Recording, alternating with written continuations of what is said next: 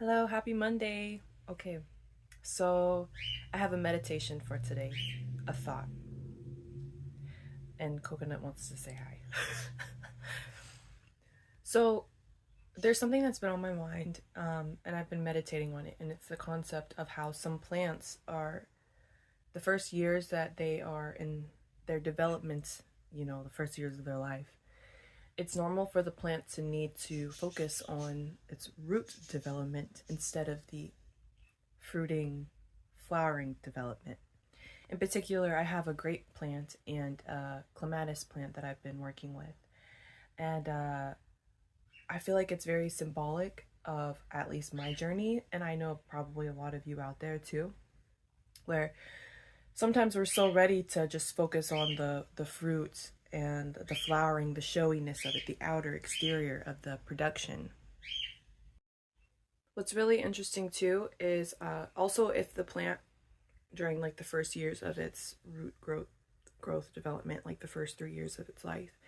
A lot of times if it goes through a traumatic season, whether maybe it was a forgotten pot that didn't get watered, which is kind of what happened with my grape plant last year, or like if it got injured in a storm, or like a big infestation of a bug of some sort.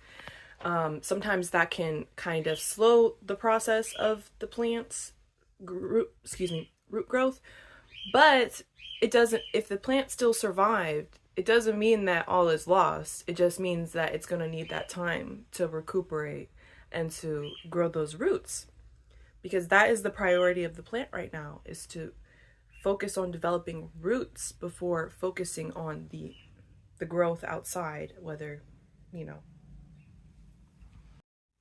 so what is the takeaway? What is the message that I'm trying to get across?